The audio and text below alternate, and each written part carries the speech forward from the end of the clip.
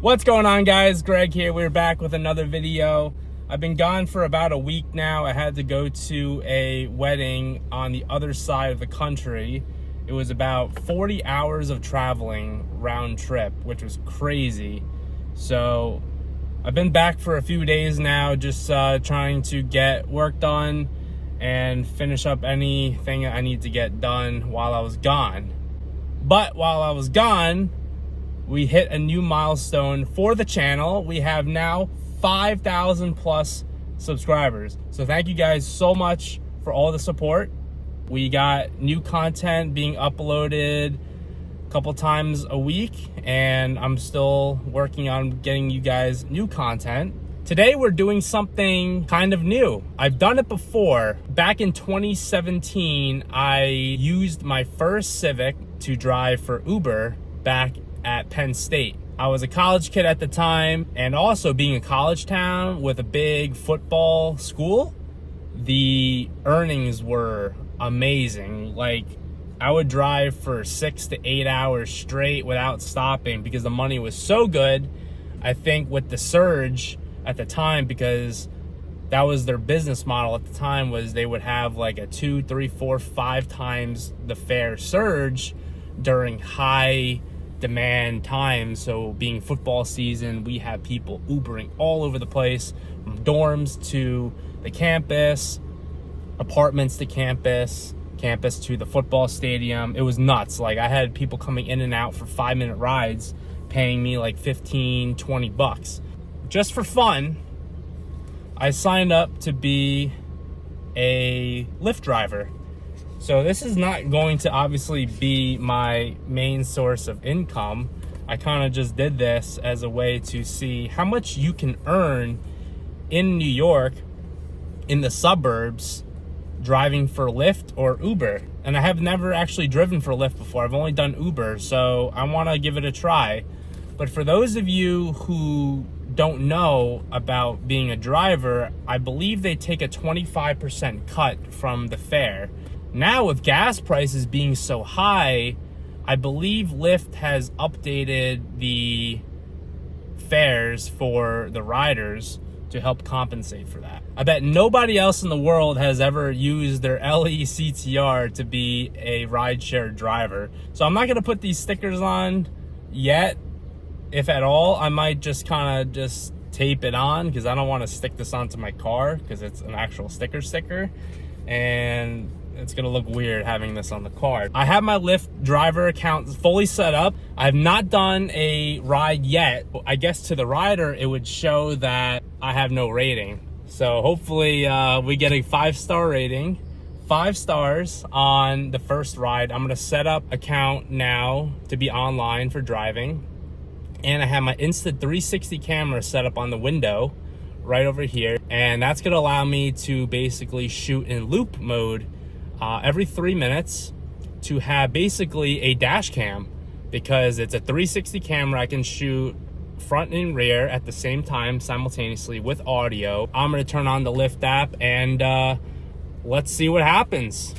And I got a bag of masks just in case the rider doesn't have one and they request one, or if they want me to put one on. I got these just in case. Back seat's all cleaned out. Oh man, kind of nervous. Haven't done this in a long time. Let's get going. This is really great. From the right lane to turn right, then turn left.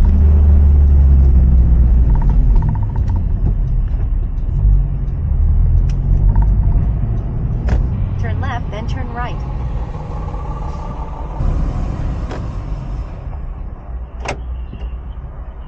Hey, are you? I think we got a car behind me. Awesome.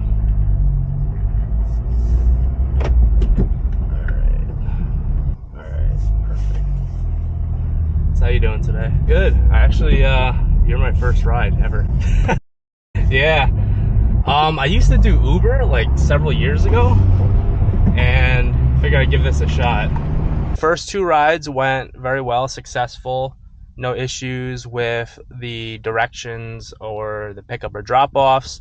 The riders were perfectly fine. So far, we've made $8.90. 2 rides in 21 minutes, cash out $8.90.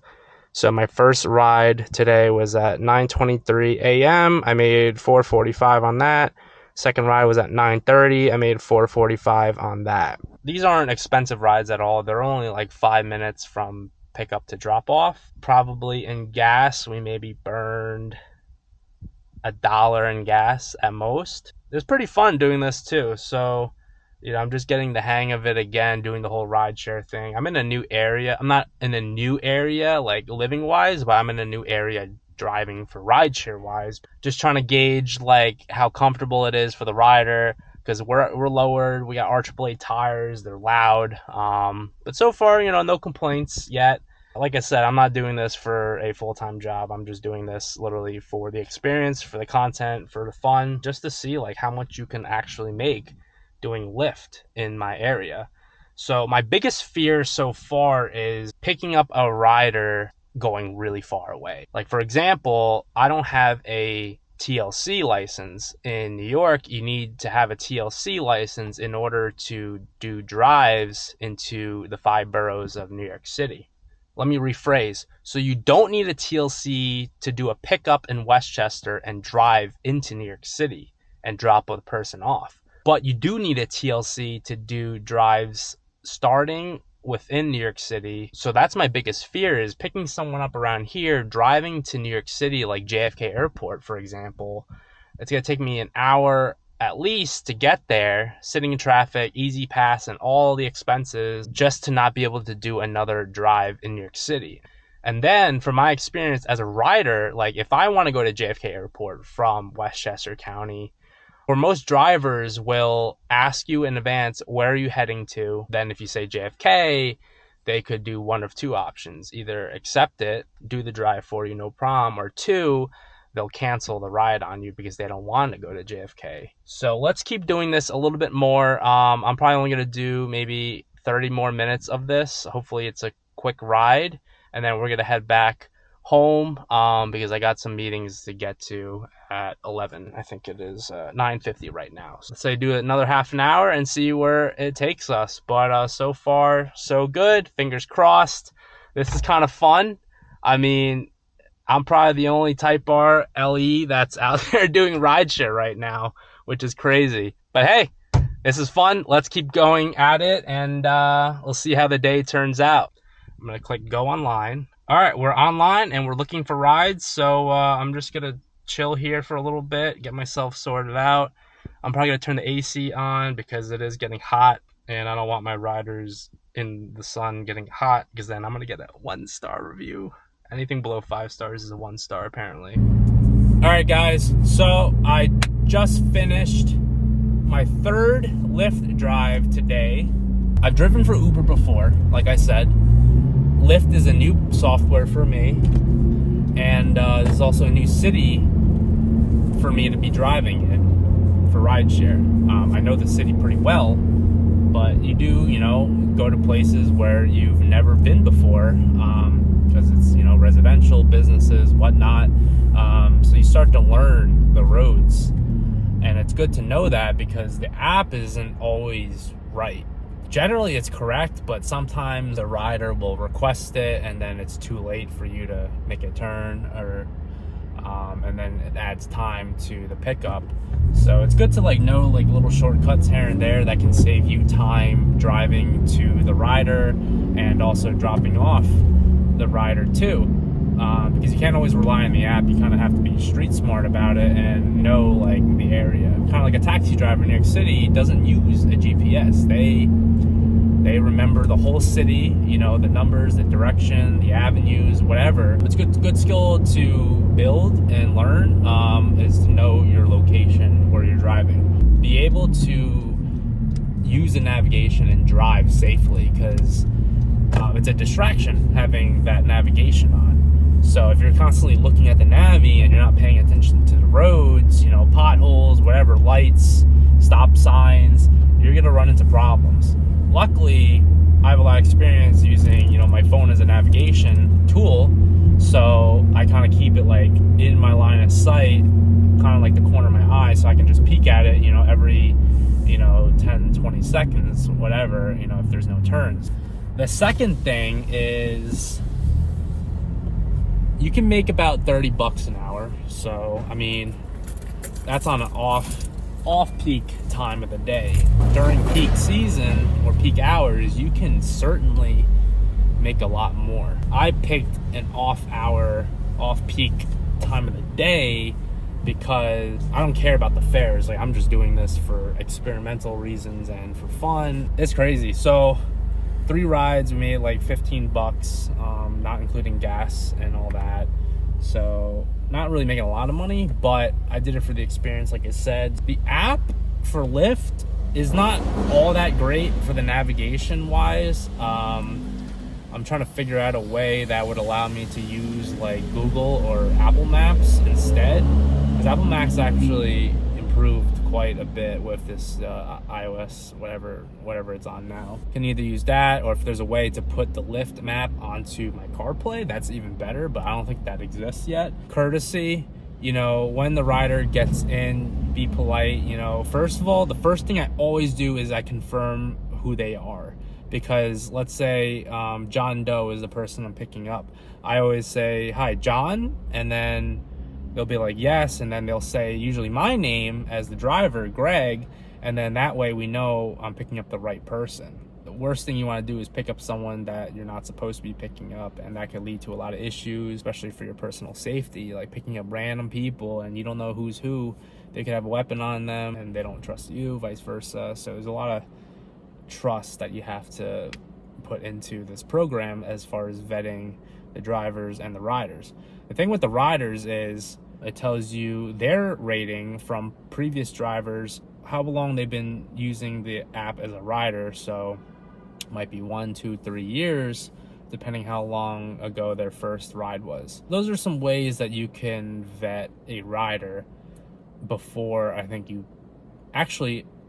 you pick them up. I think it only gives you a name. I have to go back and double check, but it gives you a name, how far away they are, and maybe their profile picture. I forget now, actually. I have to go back to the footage, but it tells you all that information. And then, you know, during the ride, I try not to talk to the person that much, if at all. I usually just greet them. I ask them if they're comfortable, you know, with the climate, if they want the AC on, if they want the windows open instead, or just both. Whatever's comfortable for the rider. You know, make sure that they don't leave anything behind after they get out, because then you gotta bring it back to them or drop it off at a hub somewhere, I think. When I pick them up, I want to be in an area that's safe for the pickup. Like, you don't want to do this in the middle of the street. You want to, you know, park on the corner, in a spot preferably. And if it's in front of a house, you want to, you know, line up the car with the footsteps to the house or their driveway. That way they're not, you know, walking on the grass or dirt or anything like that. So be mindful about where you're picking up and dropping off the passengers. When you're in the car, I really don't say much at all to the person. I'll just ask, you know, is this your house on the left? Or, you know, they'll be like, yeah, it's the blue house right there, and I'll drop them off at the house. So far, those are the things that I've learned, and just my previous experience as a driver. You know, your rating as a driver is on the line, and your safety too. So you want to give the best experience to them, and also in return, you know, if they have a good experience, then you'll most likely have a good experience and continue to drive with Lyft. But those are the key takeaways so far. I've only done 3 rides in this city, and so far it hasn't been bad at all. You know, obviously this isn't the ideal car to be doing Lyft in, because the car's lowered, it's got loud tires, and it did rub like 3-4 times on the bumps with the person in the back. So hopefully they don't complain and be like, oh, the car was uncomfortable or the ride was too loud. That was pretty fun, I'm not gonna lie. So, you know, no one requested a mask. Obviously I keep this just in case the rider, you know, forgets theirs and needs one or wants me to put one on. I have this just in case. I got my big water jug because I gotta stay hydrated on the road. I keep my backpack up here, but I should probably leave that in the trunk just in case I do need to pick up a third person. I have yet to pick up more than a single rider at a time, but maybe we'll get to that, and we'll try this again.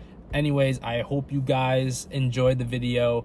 thank you everyone again for 5,000 subscribers to my channel. That is amazing. It's the past month has been extremely satisfying to see, you know, all these new people coming to the channel, new subscribers. I got almost 500 new subscribers. We're at like 5,100 now. I think I started at 4,700.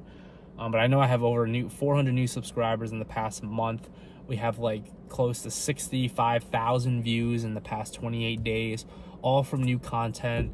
So I think I'll definitely do a giveaway, 5,000 subscriber giveaway. I'll announce that in the next video as to what I'm giving away. I have to think a little bit more on that. This was kind of just an idea that popped into my head today. It was on my bucket list for videos to do because it is pretty interesting. It's new for me, it's new for you guys. Hope you guys liked the video. Smash that like button, hit the subscribe button if you're not already subscribed, and turn on notifications so you guys are up to date on all my newest videos. I'll see you guys in the next video.